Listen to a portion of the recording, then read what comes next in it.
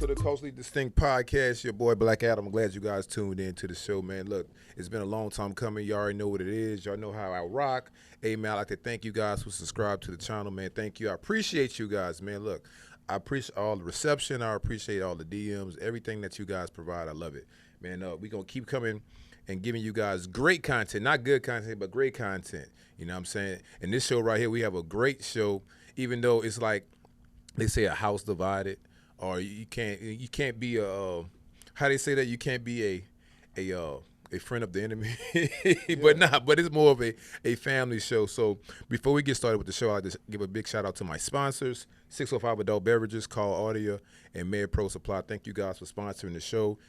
Hey, I need a check. My lights got cut off last night. I need a check. All right. I need some more sponsors. So if you guys want to sponsor the show, man, make sure you hit me up at Culturally Distinct. Yeah. So now look, I'm gonna go down a history log of HBCUs, right? Right. Now I might be wrong. Y'all gotta fact check me. All right. Fact check me on this. The oldest HBCU is, I believe, Fisk University in Tennessee. They said the most prominent HBCU is Howard University. This is what they say.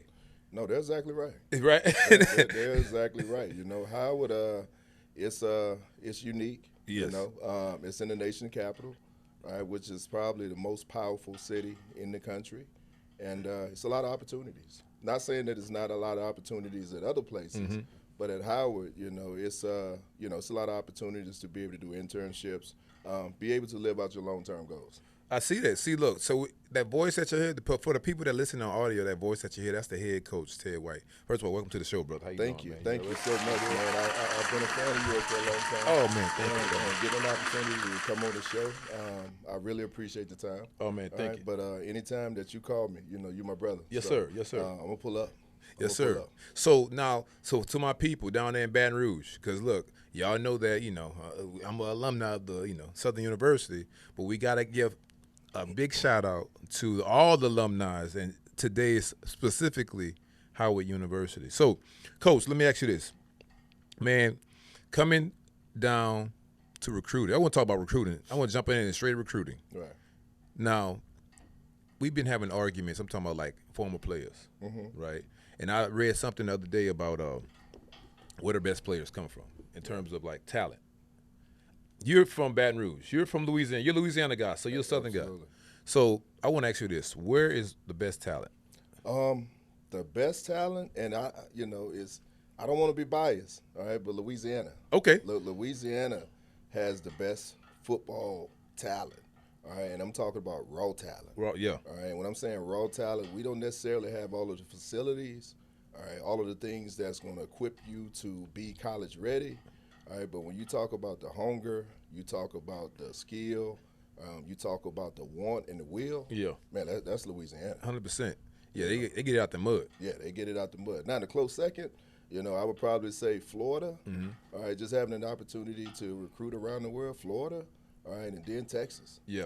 So those three are my top three, like recruiting fertile grounds. But Louisiana being number one. Yeah, yeah. So, in saying that, being the head coach, so this is your first head coaching job. This is my first head coaching job. And Howard is your alumni. Howard is my former school. Yes, absolutely. I want to ask you this. Coming out of college, you had, you was a top player in Louisiana. Why you chose Howard to go to school? That's a unique question, all right? And Doug Williams. All right, so Doug Williams went to school with my mom and my dad. Okay. All right, so when I was coming out of Glen Oaks High School in Baton Rouge, Doug Williams was a head coach at Northeast High School in Cheneyville. Okay. So he's known me since I've been like 5 years old. Oh, right? Wow. And we had an opportunity when he was coaching at Northeast for me, my school, Glen Oaks, to play against him in the Jamboree at Zachary High School. All right, wow. So as I was coming out on my senior year, a guy who was coaching at Howard, Fred Dean, who played with Doug Williams with the Washington Redskins. All right, Fred Dean was one of the original Hogs who graduated from Texas Southern. Oh, wow, okay. Right, so he was the offensive line coach at Howard. Doug Williams called him and told him that they had a quarterback in Baton Rouge that he wanted him to check out. Fred Dean then called my mom, and I had an opportunity to go take a visit at Howard. That was my first time flying.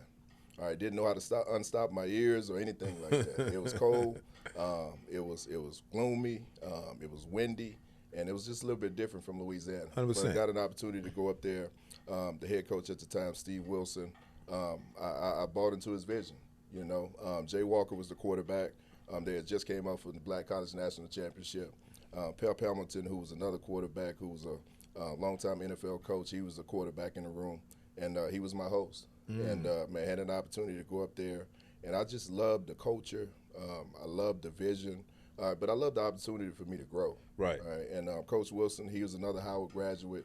Had an opportunity to go from Howard and go to the NFL. He played in the NFL 10 years. And I just thought that it was going to be the best opportunity for me to grow, not only as a football player, but as a student athlete also. Yeah, that's good, man, especially during that time, Even this time, you have a kid coming from Baton Rouge, which is, one of those areas that's like not progressive in terms of the world, and then going to D.C., the nation's capital, and become away from your family, away from Jigga City, to your family. I'm away from your family, and you going to D.C. and now you playing football for the next 4 years. Absolutely, man. And just to piggyback off that, like, man, my first month or 2 months, like, I cried, because it was just a total culture shock to me. 100%. That was my first time just being away from home for a long period of time. Yeah. All right. And that's when back when you had calling cards. Oh, wow. So from the dorm, I used to call my mom every night and tell her how much I wanted to come home. And but I stuck it out, and obviously, was able to do some great things at Howard. So let's talk about Howard, and because the thing is, everybody don't get an opportunity to go back to their alum to coach, right? And then not just coach, but be a head coach. Yeah. What was that feeling when you got that call to get the opportunity? Because I'm pretty sure they had, for the people that don't know, when they do a coaching search at any university, they have a multitude of coaches, probably 6 coaches. Yeah. Right. So to be in those lists, those lineups, you have to provide some type of something to the university, some type of asset to the university, right? Yeah. So when you got that call, what's the first thing that went through your head? So let me take you back. All right. So we still have our house in Houston. All right. So I coached at Maryland last year as the quarterback coach. Okay. So I was already up there, but it was during the Christmas break when I got the call from the AD, Kerry Davis, which is a magnificent AD. I put him at the top tier as one of the top ADs, not only just in HBCU, but in football in general. In general, yeah. But he has done a great job for me. So he called me a couple days before Christmas, and the transition had happened as far as Larry Scott, who was the former coach, ended up going to Auburn. And he told me that he wanted me to interview for the job. All right. Now, during this process, and you know this, in the off season, it's always turmoil. Yes. Good or bad turmoil. Right. All right. So, I was on the other side of, hey, I had a couple coaches who were reaching out. They wanted to see was I interested in just another position at another school. So it wasn't just Howard. It was other schools who were seeking just employment for me also. Okay. All right. And it was a great opportunity for me to be or possibly go back to Howard. So when he brought up the opportunity to interview, I thought about it, talked with my wife about it, and we said we was going to go through the process. Yeah. And the process came through. I was at the University of Maryland myself, and the office coordinator, and the president called. He called and told me that he wanted to offer me the job. Pure joy. Mm-hmm. So when you think about just having an opportunity to go back to your alma mater, you think about just the journey that you had at that alma mater, the people that you met, the coaches that you encountered, the friendships that you still have there, right. The people that work in the administration the building, all of those things that HBCUs were brought on, you know. And, I still have a lot of people that work at that university that was there when I went to school. Oh, wow. So I had an opportunity. I graduated from the School of Education. I wanted to be a teacher. Yeah. All right, when I graduated at Howard. And the young lady who was over the education department, she's now over the graduate school, Dr. Constance Ellison. And I had an opportunity to go see her, and she was so proud. So to answer your question, it was more pure joy. It was excitement. Mm-hmm. But I understand the expectations. 100%. When you go back to your alma mater, they expect for you to win, not only on the field, but off the field too. So speaking of that, because I'm glad you mentioned that, the expectation, because you guys know in the landscape of college football right now, the expectation to win is like now. Absolutely. Right? You got NIL, you got transfer portal, you got some schools got resources, so they want you to win now. So when becoming a head coach, I want your, and not giving it all to other coaches or whatever, but your 30-day plan coming in, starting like getting the staff, who to recruit, NIL. What was your 30-day plan? All right, so I received a job on a Friday, Okay. right, which was January 2nd. All right, and as you know, school wasn't even in yet. Right. All right, so we were still on a Christmas break. So we came in on that Saturday morning. We got in around 7 o'clock. Myself, the recruiting staff, the director of operations, and we immediately started talking to guys who were in the transfer portal. Okay. All right, so that was my first thing, to try to get guys who were in the transfer portal out of the transfer portal. Okay. All right. Now, some of them you lost because they just went to P4 schools, and we just couldn't offer the money that these P4 schools were offering. Yeah. All right. After that, got an opportunity to hold a team meeting on Zoom. I wanted parents. I wanted family members. I wanted guardians. I wanted anybody that was possibly associated with that student athlete to be on the Zoom. All right. So we had a team Zoom meeting. I had 350 people on the Zoom meeting. Oh, wow. And that whole Zoom meeting, I just was talking about my vision. All right, telling them about Ted White. Right. All right, but Ted White's journey in coaching, Ted White's journey on how he's going to take care of your kid, all right, and just make sure that it's going to be one of the best atmospheres that your kid can possibly have to not only play football, but to be able to graduate from Howard University. Right. From there, I had to talk to the athletic director, which I had already did. I had to talk to him about my staff. All right, some guys that you were able to get, some guys that you anticipated on getting that you wasn't able to get because they went to other places. So I had to now build a staff. All right, and then after you build a staff, now you have to make the transition on them bringing them in town. Yeah. Right, to make sure that they're ready to go coach the kids that you need to coach. All right, not only that, I had to go hire a strength and conditioning coach. All Wow. right, so through all of the recruiting and all of that stuff, strength and conditioning coach, just to make sure that you're able to implement your off-season program.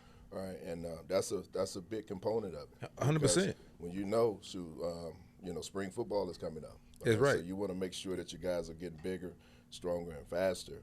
All right, but also now, once you got everybody back from the break, just having an opportunity to now explain your vision in person. Right. And just make sure that everybody's on the same page. I want to ask you this: since you're the head coach at a illustrious university, the transfer portal. Everybody hears about the transfer portal, right? I want you to educate the people kind of on transfer portal and what the transfer portal is. Not the formality of it. Like, we know that kids transfer and go to other schools, but that's sometimes not the case. Right. Right. So when you get a kid out the transfer portal, what are a staff's expectation, or your staff? What is your expectation for that kid that you guys gonna get out the portal? Well, it's like whenever we look at any recruit, all right, we always look at the character standpoint. Okay. Is that kid a good fit for us? From there, we then look at just the academic situation, because at some point the football will go flat. 100%. And you want to make sure that kid is set up for the next 40 years of his life, not just for the next 4. All right, and then we look at the athletic ability. Can the kid play? Can he help us? All right, is he going to be a cancer in the locker room? Like, right. All of those things matter. All right, but whenever we look at, a transfer portal kid, we're looking for that kid to come in and start. Okay. All right, if we're going to recruit a transfer portal kid over a high school person, all right, we're looking for that kid to come in and make an immediate impact on our football team. Okay. All right, so we hit the transfer portal because we needed some depth. Not some depth, but we needed a starter at some positions. All right, but we also recruited some high school kids also that we feel really good about. Okay. All right, that can make an immediate impact for our football team also. Okay, so that's my next question too about the high school kids, because the storyline is high school kids don't get recruited no more unless they're up in the stars, and if they're up in the stars, they're at the big schools. Right. So you guys do recruit high school kids to come in and make an impact now. Absolutely. And the good thing about it is that, like, when I was coming out of school, like, we had to wait until after the spring to come in. Now you got high school guys that are graduating and now able to be there in the spring. Yeah. So that's a major component of it. I just left the University of Maryland. We played a freshman quarterback, Malik Washington, and he was able to come in the spring, go through an off-season program, go through spring football, go through the summer. Right. And that's the whole maturation process that you need if you want somebody to have an opportunity to play. Yeah. All right, and it doesn't matter whether it's at a P4 or at a HBCU. If a kid is able to come in the spring, and give you the benefit of going through a strength and conditioning, off-season strength and conditioning program, like that's what you want. Yep. To give a kid an opportunity to play, because the game is just, it's so rough right now, and you see what Indiana, like what those guys did. Right. Man, it's a big I saw difference. that. So that was funny. It looked funny you said that. I didn't realize most of those kids on that school were 24 and 25. Oh yeah. So he had a formula, and look, you probably know this, but a lot of people don't. So what he said was he got some former 4-star, 5-star kids that went to school, did they was All-American at their universities, and nobody wanted them on their way out, so he took them. Absolutely. So, but these are 25-year-old kids. These are 25, 26 grown men. These are, right. And now that's a true example that talent can't beat experience. 100%. And you look at what Kurt Cinetti has done in Indiana, and he's not a guy that's going to be boasters about NIL or anything like that, but we all understand that he's getting some money, but he's not getting as much money as these top tier universities. 100%. All right, and you got to go in, you got to develop guys. You got to develop guys, and when you recruit guys, you just got to make sure that they're the right fit for your team. Right. All right, and if they're the right fit for your team and it's going to buy into the culture, you got an opportunity to be successful. No, that's important, because we talked about that off camera, but that development, and not just developing players, but developing coaches and being able to be developed. Because a lot of people say you've been coaching for 30+ years, they pretty much say, I know this game, and the game has changed so much, inside the game and outside the game. You always got to look for, as a coach, and I've always taken this approach, you always got to look for opportunities to grow. Like, I encourage our coaches to go visit other universities, go see other teaching progressions to see exactly how can we allow our guys to be better. Yeah. And it first goes about, how does that student athlete learn, and if we learn exactly how does that player learn, now we go a better way of being able to teach them. Yeah. Not only teaching our players, but myself as a head coach being able to develop assistant coaches, 100%. Putting them in front of the room and letting them talk in front of the team. Just talking about different situations that may arise in the football game. So not only as a head coach, you want to develop players, you want to make sure, that you develop coaches too. And I think Nick Saban has really set the blueprint for that, because a lot of the coaches that coached on his staff, you see they made a smooth transition as being a head coach also. 100%. So in the Bible it says iron sharpens iron. Who sharpens Ted White? James Shaq Harris, Pep Hamilton, Mike Loxley, Bobby Petrino, a lot of these guys who I've mentioned, anytime that I go through any interview process, and this is important, I practice, I spar, I scrimmage, as in football terms, like with people that I know that's been in those rooms, and they're going to give me honest feedback. And I think that's very important, because when you go talk or you go interview with somebody, you only have one time to do that. 100%. There's no do-overs. So, you got to make sure that the information that you're saying is right. You got to make sure that, you're able to articulate your message and get your message across to whoever the decision makers are, and just be able to approach it that way. Yeah, that is important. And, you guys know that I'm big on communicating effectively. Right. You know what I'm saying? So I want to ask you this.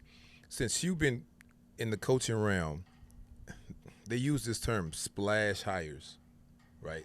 So they said Deion Sanders was a splash hire at Jackson State because they never seen a coach with that magnitude of exposure coming to a HBCU. Right.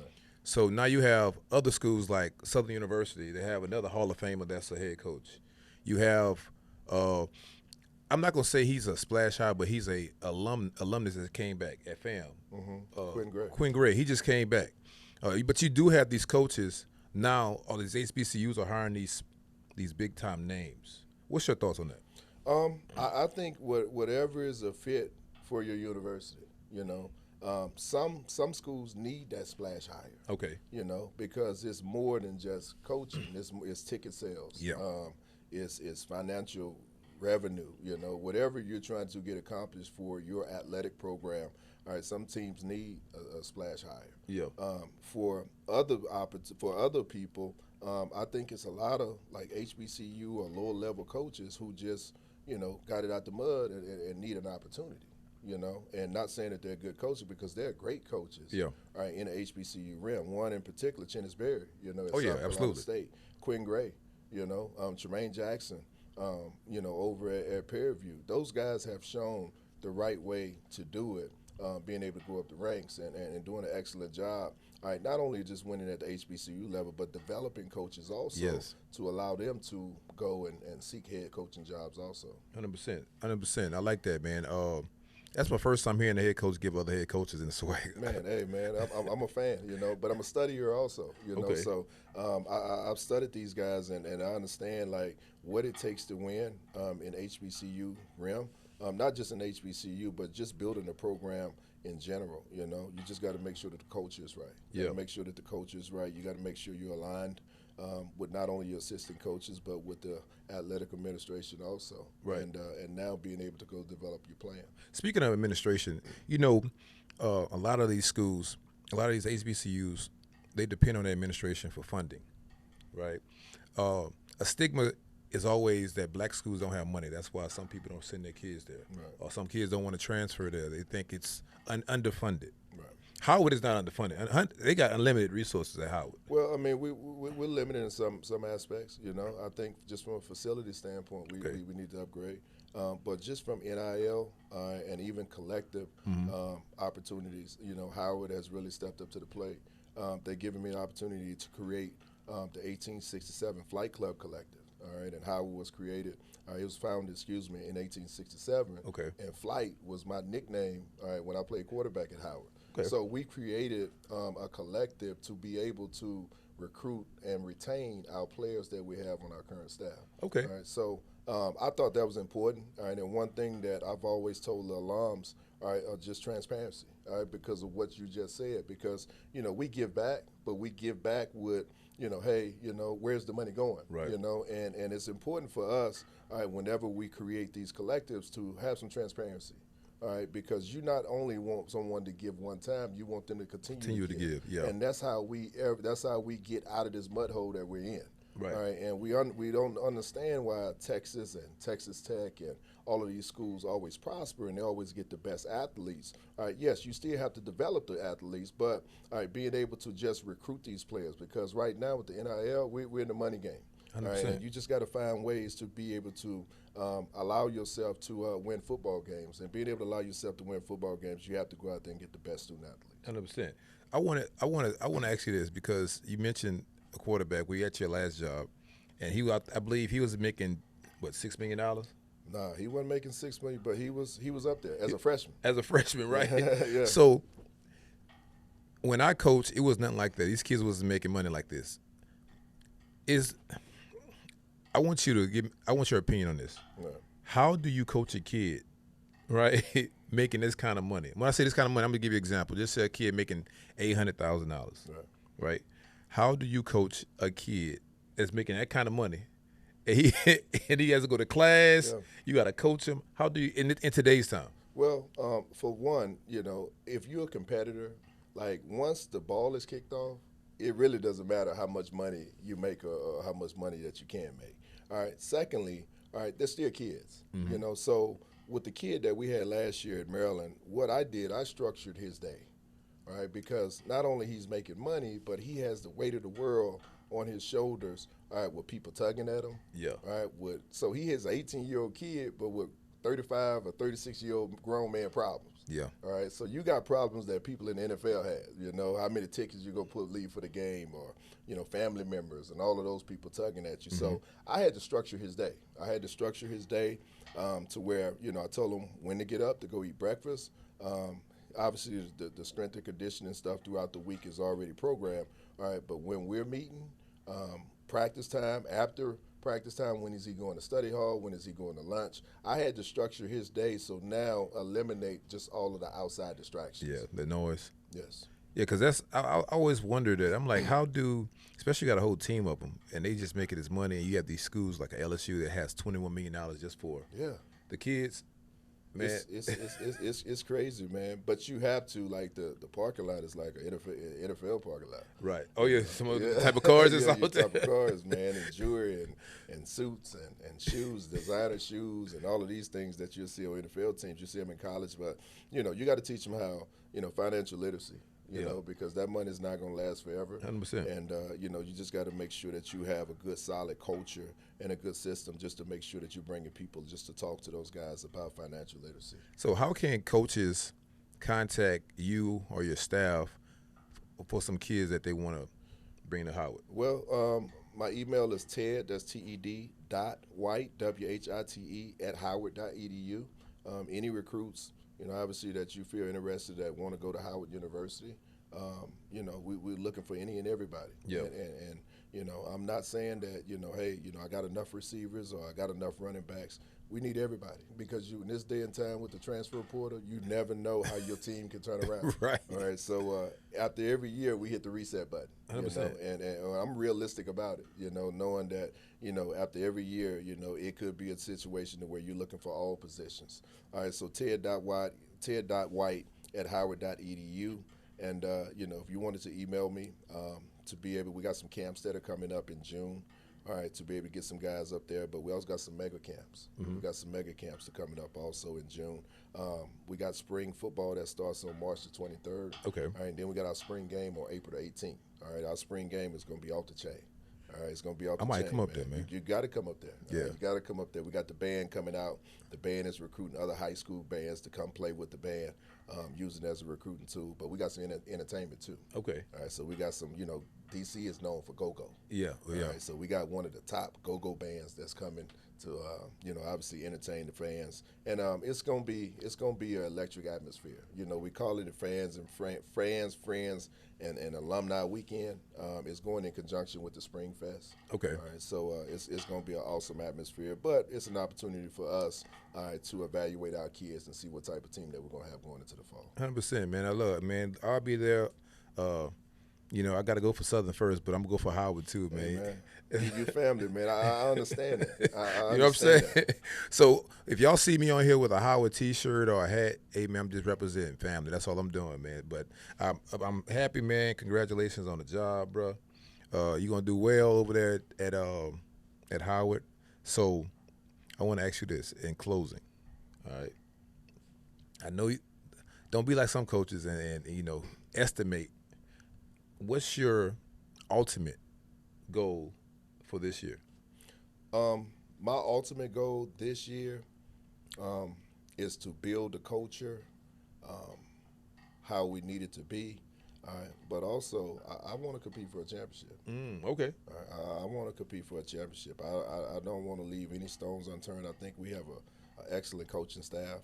I think we have just from the off-season program, and obviously you got to continue to evaluate during the spring, but I really think that we got some nucleus people that can really help us take this program to the next level. Okay. All right, and I want to compete for a championship. Okay. And they brought me here to Howard University, not only to win on the field, but to be able to win off the field too. Yeah, that's good. So I want to make sure, that we have an opportunity to do that. And like I told our guys, I told our team, listen, the swim team, has won, the conference championship. Okay. The track team, outdoor and indoor, has won, the championship. Our men's basketball, women's basketball. Oh, wow. Really? Have won, Wow. the in-season MEAC championship. It's teed up for us. Oh, yeah. It's teed up for us. If you have all those programs that's winning like that, show you what type of leadership it has. Absolutely, and that's why, you can't speak enough of the leadership that Kerry Davis has really done at Howard University. But, I want to make sure that we build it the right way. All right, but I want to make sure that we're giving ourselves an opportunity to win on and off the field. That's dope. That's dope. So look, Kerry Davis, I want you and Roman Banks to get together because I want to see Howard play Southern in one of these bowl games. I'm just saying. I'm just putting it out there in the atmosphere. Y'all heard it here first. I'm just saying. So, so Ted, man, I appreciate you coming up, man. I know you got a busy schedule, man. One more time, what's your email so his coaches could email you the kids? ted.white@howard.edu. Guys, I got to get out of here. I got to pay some bills. I appreciate you guys for tuning in. Y'all know how to get in contact with me. I'm at Culturally Distinct everywhere. So, look, y'all see me in the streets. Y'all see me on a plane. Y'all might see me on TV. Hey, holla at me. I'm never too big for the people, man. You guys made me what I am, so thank you guys. Look, I'm out of here, man. I love you guys, and you can't do nothing about it, man. Peace.